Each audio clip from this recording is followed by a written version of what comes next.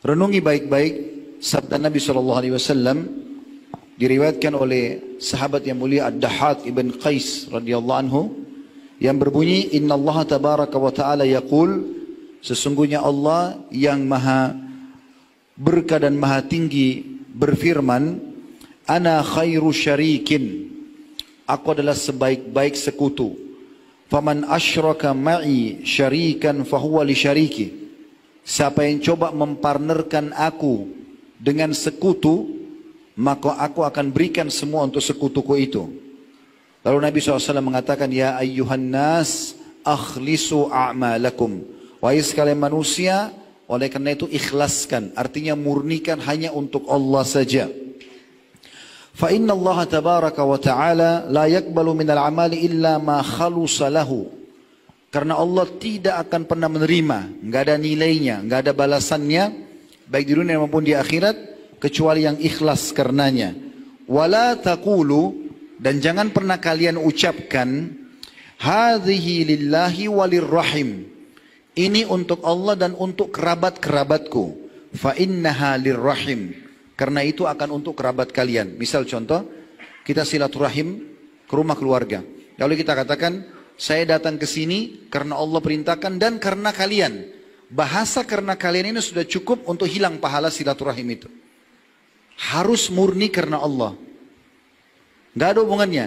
Kita bantu orang susah, jangan kita mengatakan, saya bantu kamu karena Allah perintahkan dan karena kasihan lihat keadaanmu. Maka yang akan didapatkan hanya kasihan karena keadaan orang tersebut. Lalu beliau mengatakan, walaysa lillahi minha syai'.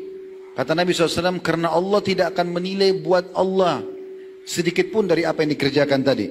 Wala taqulu, dan jangan pernah kalian ucapkan juga, hadhihi lillahi wa liujuhikum, ini karena Allah saya lakukan dan karena kasihan pada kalian.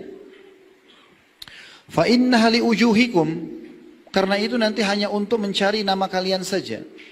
Atau ini lebih tepatnya, ini untuk Allah dan ini untuk nama baik.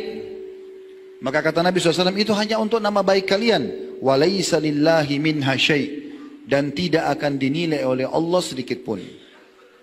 Maka ini poin yang sangat penting untuk diperhatikan dalam asas ibadah itu. Karena kalau dicampur antara Allah dengan makhluknya, maka Allah tidak akan terima. Dalam hadis yang hadis tadi itu hadis sahih diriwayatkan oleh Al-Baihaqi.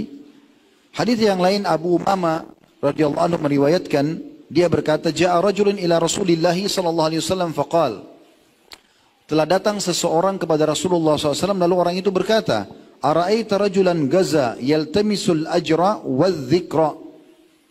Bagaimana menurut anda ya Rasulullah tentang seseorang yang berperang karena Allah dan juga mencari nama?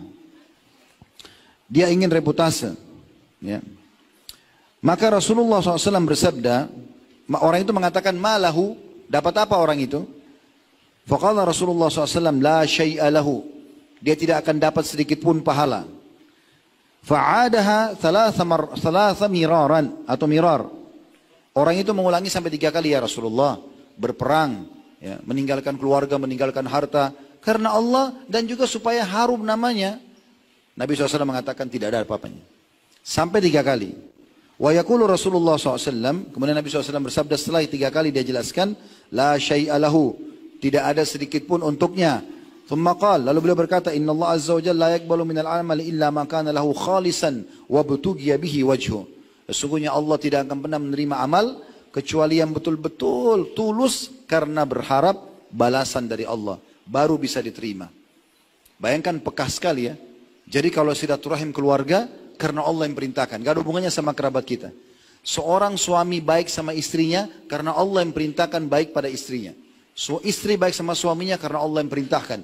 Orang tua pada anak karena Allah perintahkan. Anak bakti sama orang tua karena Allah yang perintahkan. Atasan baik sama bawahannya, bawahan sama atasannya, tetangga dengan tetangga. Siapa saja karena Allah subhanahu wa ta'ala. Semua. Kapan sedikit aja dipartnerkan, maka Allah akan meninggalkan dia dengan apa yang dia niatkan itu. Maka ini penting teman-teman sekalian. Makanya banyak sekali orang berpikir dia sudah beramal banyak, di hari kiamat tidak bawa apapun.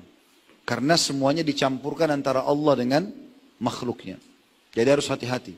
Ini poin pertama yang saya ingatkan dan saya berdoa kepada Allah Subhanahu wa taala agar Allah mengikhlaskan niat kita semua selama kita beribadah kepadanya sampai ajal datang nanti insyaallah, dan semoga seluruh amal yang sudah kita kerjakan diterima juga dengan pahala yang sempurna.